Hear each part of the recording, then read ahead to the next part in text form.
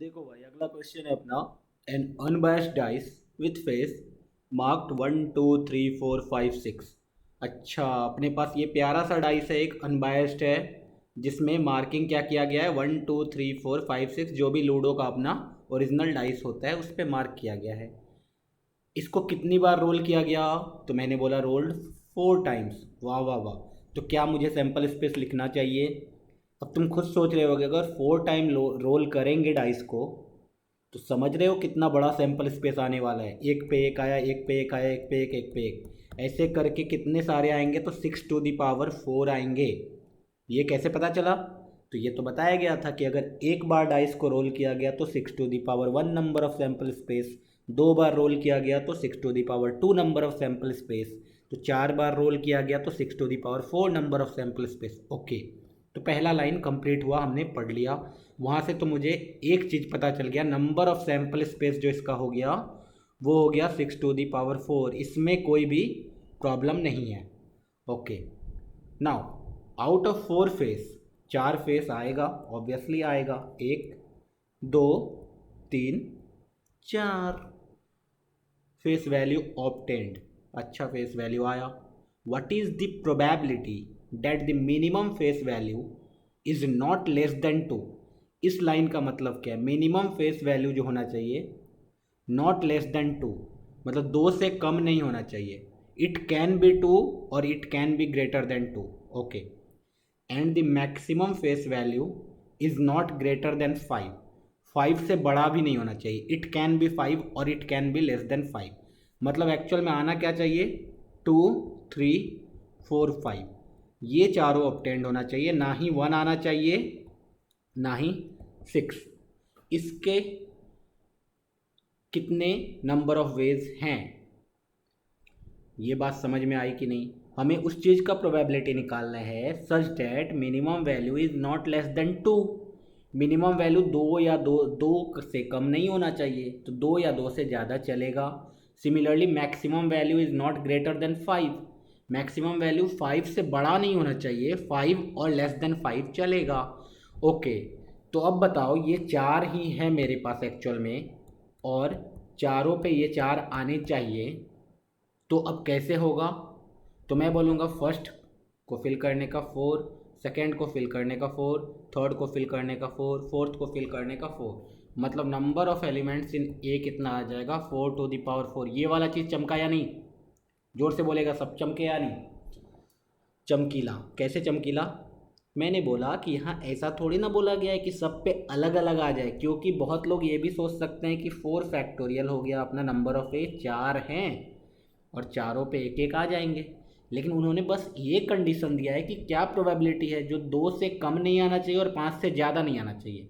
2 3 4 5 में से कुछ भी आए चलेगा। सपोज सब पे 2 2 2 2 आ गया, कंडीशन सेटिस्फाइड। सब पे 3 3 3 आ गया, कंडीशन सेटिस्फाइड।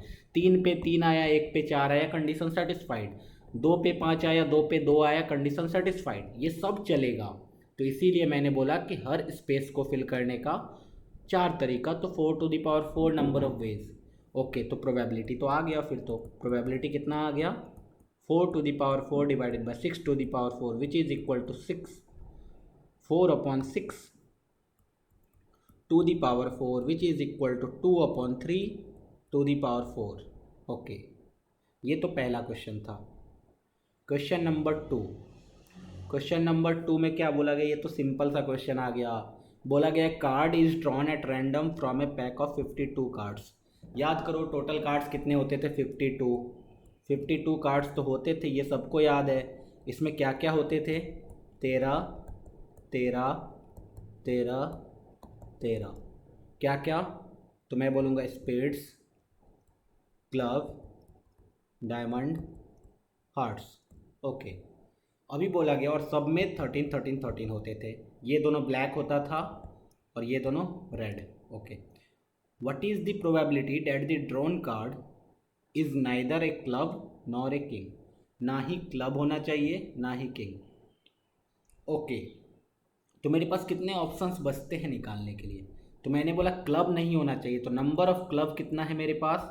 मैं बोलूँगा 13 ऐसे कार्ड्स है जो कि क्लब की टीम में आते हैं।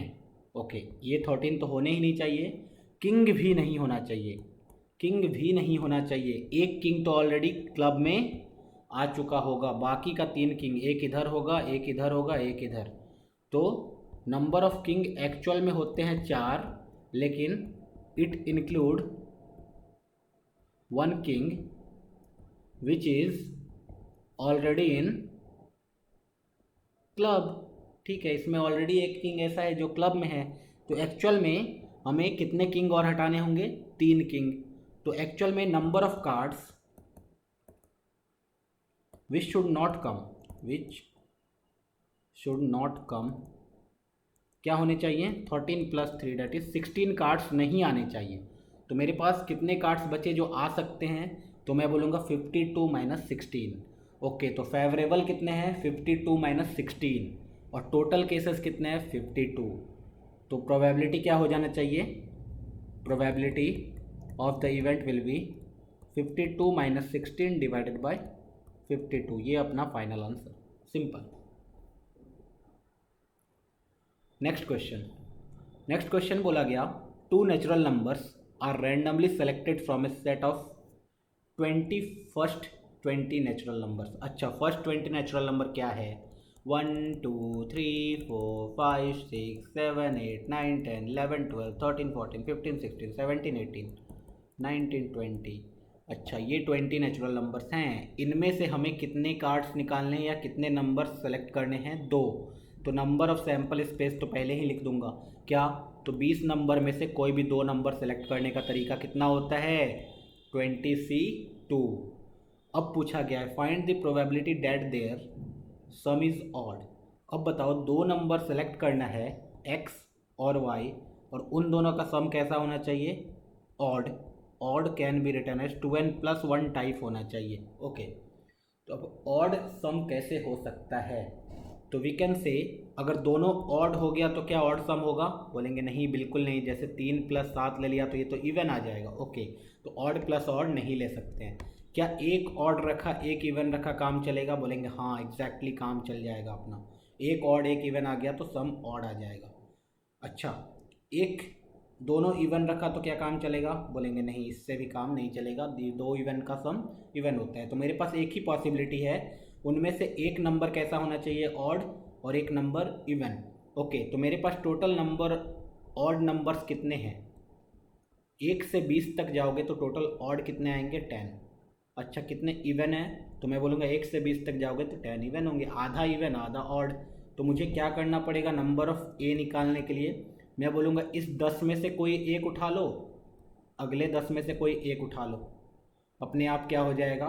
सम कैसा आ जाएगा? ऑड। तो प्रोबेबिलिटी ऑफ ए क्या आ गया? तो मैं बोलूँगा 10C1 का whole square whole divided by 20C2। ये अपना फाइनल आंसर पार्ट ए का। Part two is sum is even. Sum is even में क्या बोलना पड़ेगा? दोनों ऑड आ जाए या फिर दोनों इवन आ जाए चलेगा। तो मैं बोलूँगा एन बी कितना आना चाहिए? तो एन बी आएगा 10 में से कोई, कितने ऑड है मेरे पास? 10 ऑड है, 10 इवन है। तो 10 में से कोई 2 ऑड सेलेक्ट कर लो या फिर 10 में से कोई 2 इवन सेलेक्ट कर लो। तो प्रोबेबिलिटी ऑफ बी कितना आ जाएगा? तो मैं बोलूँगा 10C2 + 10C2 divided by 20C2। ये अपना फाइनल आंसर आने वाला है। ओके, ये तो बहुत ही ईजी चल रहा है। हाँ, बहुत ही ईजी है। कैसे? तो अब सी पार्ट देख लो, ये थोड़ा सा अच्छा क्वेश्चन है। Selected number is twin prime. अब ट्विन प्राइम क्या होता है? तो उसके लिए उसने दे रखा है कि ट्विन प्राइम ये होता है, ऐसे 2 प्राइम नंबर जिनका डिफरेंस 2 का हो, जिनका डिफरेंस 2 का हो। तो सबसे पहले प्राइम नंबर लिखते हैं कि 1 से 20 तक जाओगे तो कितने प्राइम नंबर्स आएंगे? तो मैं बोलूँगा 2 एक प्राइम नंबर, 3 एक प्राइम नंबर, 5 एक प्राइम नंबर, 7 11 13 17 19, इतने मेरे पास क्या हैं? Prime numbers. अभी बताओ, 2 नंबर ऐसे सेलेक्ट करने हैं जो ट्विन प्राइम हो, तो कितने तरीके से सेलेक्ट कर सकते हैं? तो मैं बोलूँगा अगर 2 सेलेक्ट किया तो उसके बाद और क्या सेलेक्ट कर सकते हैं? कुछ भी नहीं। क्यों? क्योंकि 2 और 3 सेलेक्ट किया तो डिफरेंस 1 का, 2 और 5 सेलेक्ट किया तो डिफरेंस 3 का, तो 2 तो कटा।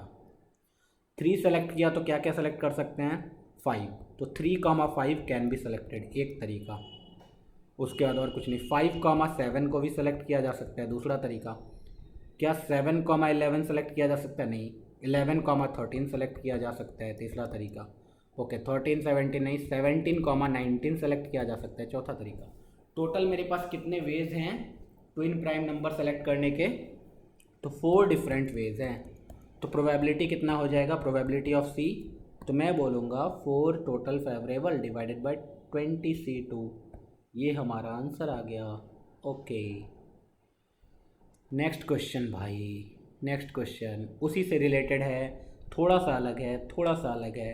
Late two natural numbers both can be same. इस बार क्या बोला गया? Both can be same. दो नेचुरल नंबर उठाए और दोनों सेम हो सकते हैं, मतलब 1 1 ही उठा सकते हैं, 2 2 ही उठा सकते हैं, 3 3 ही उठा सकते हैं, ऐसा चलेगा। अच्छा, फ्रॉम दिस सेट ऑफ 1 से लेकर के 51 तक। बाप रे, बहुत ज़्यादा नंबर है इस बार, है ना? ओके, चलेगा। Then find the probability. सबसे पहले तो ये बताओ भाई NS क्या होगा?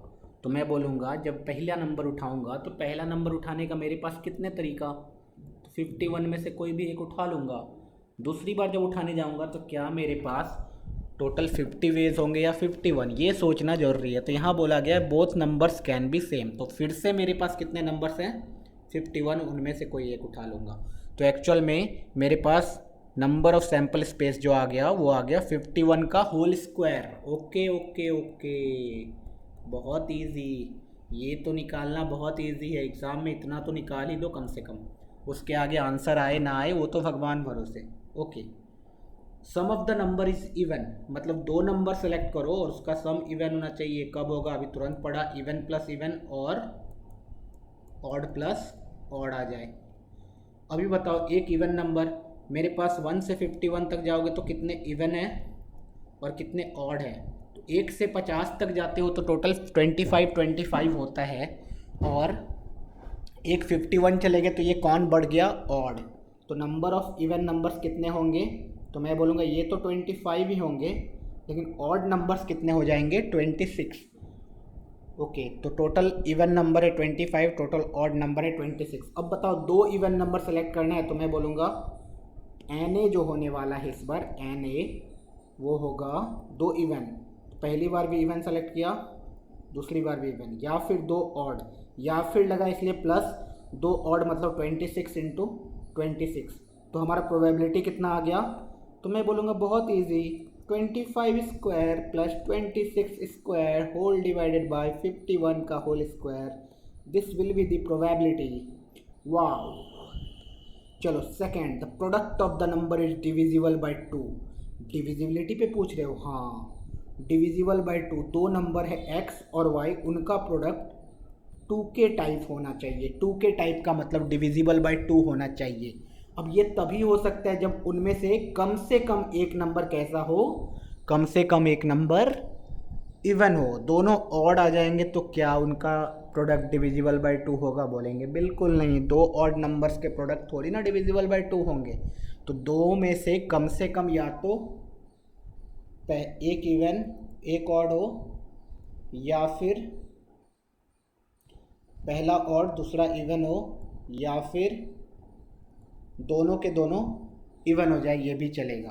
तो एक इवन एक ऑड, 25 इंटू 26, या फिर 26 इंटू 25, या फिर 25 इंटू 25। ओके, तो ये होने वाला है एन बी। तो पी बी कितना हो जाएगा? तो मैं तो डायरेक्टली बोलूँगा P B will be equal to this divided by 51 into 51। ये हमारा आंसर। Okay, if the product of the number is divisible by 3। ये तो बहुत इजी है। If the product of the number is divisible by 3, एक number मतलब x into Y कैसा होना चाहिए? इस बार 3 के टाइप। हमारे पास लाइफ थोड़ा इजी हो गया। 3 के टाइप का मतलब क्या हो गया? हम लोग 3 से डिवाइड करें किसी भी नंबर को तो वो 3 कैटेगरी में डिवाइड होता है, या तो 3n टाइप, या तो 3n प्लस 1 टाइप, या तो 3n प्लस 2 टाइप। मतलब क्या है? या तो 3 से पूरा वो डिविजिबल ही हो जाएगा, या तो एक रिमाइंडर आएगा, या तो दो रिमाइंडर आएगा। 3n type. टोटल नंबर कितने हैं मेरे पास? 51 नंबर्स हैं। तो ये तो पूरा का पूरा 3 से डिविजिबल है, मतलब टोटल 17 17 एंड 17। इस टाइप के नंबर्स हैं मेरे पास। अब बोलो दो नंबर्स का प्रोडक्ट 3 से डिविजिबल हो जाना चाहिए, वो कैसे होगा? तो मैं बोलूँगा या तो पहला नंबर और दूसरा नंबर दोनों 3n टाइप आ जाए, या फिर एक नंबर 3n टाइप दूसरा नंबर 3n+1 टाइप, या फिर एक नंबर 3n टाइप और दूसरा नंबर 3n+2 टाइप, और सब में मल्टीप्लाई बाय 2 कर देंगे। क्यों? 3n मतलब क्या हो गया? 17 × 17। अच्छा, डायरेक्टली मैं प्रोबेबिलिटी लिख रहा हूँ, 17 × 17, 3n × 3n+1। तो पहला नंबर या तो 17 टाइप हो, दूसरा नंबर 17, या फिर पहला 3n+1 टाइप हो, दूसरा हो 3n टाइप, इसलिए मल्टीप्लाइड बाय 2। इसमें भी क्या? 17 × 17 multiplied by 2, whole divided by क्या? 51 × 51, simple. Okay. D, if the square of the number ends with 4। अच्छा, नंबर्स के स्क्वायर किससे ख़त्म होने चाहिए? 4 से। अब ये तो मुझे पता है कि कोई भी एक इंटीजर ले लो या नेचुरल नंबर ले लो, उसका स्क्वायर निकालोगे तो ऐसे कौन से नंबर होंगे जिनका एंड होगा 4 से? तो मैं बोलूँगा वैसे सिर्फ वो वाले नंबर्स होंगे जिसके लास्ट में या तो 2 होगा या फिर लास्ट में 8 होगा। इन्हीं सारे नंबर्स का स्क्वायर जो होगा एंड होगा 4 से। उसके अलावा और कोई भी नंबर ऐसे नहीं है जिनका स्क्वायर करोगे तो एंड हो जाए 4 से। ओके, तो मैं देखता हूँ लास्ट में, तो 2 वाला ही आ जाएगा। 2 के बाद डायरेक्टली कौन आएगा? 12। 12 के बाद डायरेक्टली कौन आएगा? 22। 22 के बाद 32। 32 के बाद 42। 42 के बाद 52, तो लेना नहीं है। 8, पहला 8 ही। 8 के बाद 18। 18 के बाद 28। 28 के बाद 38। 38 के बाद 48। तो टोटल कितने हो गए? 1 2 3 4 5 6 7 8 9 10। 10 नंबर्स ऐसे हैं जिनका स्क्वायर एंड होता है 4 से। ओके, तो हमें क्या बोलना है? None of the number, square of none of the number ends with 4। Therefore कितने नंबर ऐसे हैं फेवरेबल जिनका स्क्वायर एंड नहीं होता है 4 से? देयरफॉर फेवरेबल नंबर्स कितने हैं? तो मैं बोलूँगा टोटल 51 नंबर्स थे, उसमें से 10 नंबर मैंने हटा दिए, तो कितने हो गए? 41 नंबर्स। अब मैं इन 41 में से कोई भी दो सेलेक्ट कर लूँगा। प्रोबेबिलिटी निकालना तो बहुत आसान। प्रोबेबिलिटी ऑफ द इवेंट कितना हो जाएगा? तो मैं बोलूँगा 41 × 41 divided by 51 × 51। So this is the final answer. Okay, now the sum of the number is divisible by 3। Sum of the number divisible by 3 होना चाहिए, तो अभी तुरंत तो वो देख ही लिया। 3n टाइप कितने number? 17। 3n+1 type 17। 3n+2 type 17। इतने नंबर्स है मेरे पास। अब उनका सम x+y डिविजिबल हो जाना चाहिए 3 से। ये कब होगा? जब दो 3n टाइप नंबर को ऐड करोगे तो होगा। अच्छा, एक अगर 3n टाइप लिया और एक कोई और लिया तो नहीं होगा कभी, है ना? एक अगर 3n टाइप नंबर लिया, एक 3n+1 टाइप नंबर लिया, तो उसका रिमाइंडर कितना हो जाएगा? 1। तो 3 से डिविजिबल नहीं। तो एक अगर 3n+1 टाइप लिया और दूसरा 3n+2 टाइप लिया तो ये काम कर जाएगा, या फिर इसी का उल्टा, रिवर्स, पहला 3n+2 टाइप लिया और दूसरा 3n+1 टाइप लिया। तो ये कैसे निकालेंगे? 3n टाइप 17 × 17, इधर क्या है? 17 × 17 मल्टीप्लाइड बाय 2, और होल डिवाइडेड बाय क्या? 51 × 51। ये हो गया probability of event E. Simple. Next question is, बढ़िया क्वेश्चन है ये। बोला गया इफ पी एंड क्यू, इसको स्टार मार्क कर सकते हैं, रिवीजन के लिए रख सकते हैं इसको, है ना? ओके, तो क्वेश्चन ने क्या बोला कि if P and Q R selected randomly with replacement, ये वाला टर्म याद रखना है, with replacement, from first 10 natural numbers. शुरू के 10 नेचुरल नंबर्स है मेरे पास, उनमें से 2 नंबर्स को मैंने सेलेक्ट किया with replacement. Find the probability that the roots of the quadratic equation this are real. अच्छा, मतलब 2 नंबर को सेलेक्ट भी कर रहे हैं, उसके बाद रूट्स पे लेके गया, बहुत ही बढ़िया। तो हमें तो पता है कि कोई भी क्वाड्रेटिक इक्वेशन का रूट जब रियल होता है तो उसका क्या होता है? क्या होता है? क्या होता है? होता है डी डिस्क्रिमिनेंट ग्रेटर देन और इक्वल टू 0। अच्छा, क्योंकि उसने सिर्फ रियल दिया है। रियल एंड डिस्टिंक्ट दे देता तो क्या बोलते, बोलते डी सिर्फ greater than zero. Real and equal बोल देता तो क्या करते, बोलते डी सिर्फ इक्वल टू जीरो। तो D greater than zero. D क्या होता है भैया, डी होता है अगर quadratic equation A X square plus B X plus C is equal to zero हो तो इसका डी आता है बी स्क्वायर माइनस 4ac। तो इसके हिसाब से डी मेरा आ जाएगा P square minus 4q greater than equal to zero. अब बताओ कितने तरीके से हम लोग p और q को सेलेक्ट कर सकते हैं such that P square should be greater than और इक्वल टू 4q। चलो देखते हैं। मैंने बोला काउंट करना स्टार्ट करो भैया। पी स्क्वायर को क्या चाहिए, ग्रेटर देन 4q। इधर p लिखा और इधर q लिखा। अच्छा काउंट ही करना पड़ेगा और कोई तरीका नहीं है, नहीं। तो बोलो अगर p का वैल्यू फर्स्ट नेचुरल नंबर तो स्टार्ट कहाँ से, p का वैल्यू अगर 1 हो गया तो q का value is 0। This is first 10 natural numbers बोला गया है तो ये तो पॉसिबल है ही नहीं क्योंकि q हम लोग सेलेक्ट कर ही नहीं पाएंगे तो ये वाला फ्लॉप हो गया। सेकेंड जब p की वैल्यू आ जाए 2 तो बताओ p की वैल्यू आ गई तो दिस इज 4। अब q की वैल्यू अगर 1 ले लूँ मैं तो चलेगा, इसके अलावा और कुछ नहीं चलेगा। क्यों, क्योंकि q की वैल्यू अगर मैं 2 ले लूँ तो 4 इंटू 2 8 हो जाएगा and 4 is not greater than equal to 8। नहीं समझ में आ रहा है, कोई बात नहीं। एक और एग्जांपल देखो, p की वैल्यू अगर मैं 3 लूँ, p की वैल्यू अगर मैं 3 लूँ तो q क्या क्या हो सकता है, तो मैं बोलूँगा 3 into 3 is 9, 9 should be greater than equal to. q की वैल्यू अगर 1 ले लूँ तो चलेगा, 4 इंटू 1। q की वैल्यू 2 ले लूँ फिर भी चलेगा, ओके। p की वैल्यू अगर 3 लूँ तो नहीं चलेगा, 4 इंटू 3 12 आ जाएगा, काम खत्म कर लास नहीं होगा। अच्छा p की वैल्यू अगर 4 ले लूँ तो 16 कब कब ग्रेटर होगा, जब 4 इंटू 1, 4 इंटू 2, 4 इंटू 3, 4 इंटू 4 तक चलेगा, okay.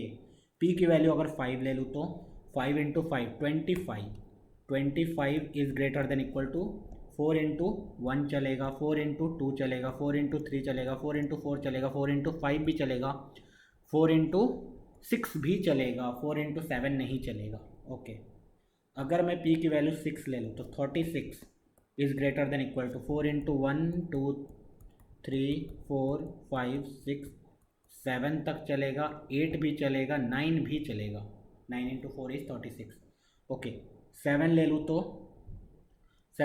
49 is greater than equal to हमेशा होगा 4। q की वैल्यू 10 तक ले सकते हैं, देखो 1, 2, 3, 4 से लेकर के 10 तक कुछ भी ले लो चलेगा। 8 में भी क्या हो जाएगा, 1, 2, 3 से लेकर के 10 तक कुछ भी ले लो चलेगा। सिमिलरली 9 में भी क्या होने वाला है, 1 से लेकर के 10 तक कुछ भी ले लो चलेगा। 10 में क्या होने वाला है तो बोलूँगा 1 से लेकर के 10 तक कुछ भी ले लो चलेगा। बस 10 तक ही जाना था, बाप रे। गिनती करो, अब गिनती करो, कैसे गिनेंगे। तो मैं बोलूँगा p और q कितने तरीके से सेलेक्ट कर सकते हैं, तो ऐसे सेलेक्ट कर सकते हैं। कैसे कैसे, 10, 10, 20, 10, 30, 10, 40, यहाँ से आए 40 प्लस 9 यहाँ तक आ गए 49 प्लस 6 यहाँ तक आ गए 55 प्लस 4 59 प्लस 2 61 प्लस 1 62। मतलब टोटल p और q को सेलेक्ट करने का मेरे पास कितना वे है, टोटल 62 केसेस हैं। अच्छा तो फेवरेबल केसेस कितने हैं, 62, ओके। तो प्रोबेबिलिटी कितना हो जाएगा, मैं बोलूँगा प्रोबेबिलिटी तो निकालना आसान है। Probability of the event will be equal to 62 whole divided by 100। 100 क्यों, 10 में से 2 नंबर सेलेक्ट करने हैं विथ रिप्लेसमेंट। तो पहला नंबर सेलेक्ट करने का 10 तरीका, दूसरा नंबर सेलेक्ट करने का 10 तरीका। तो 62 divide by 100 is the final answer.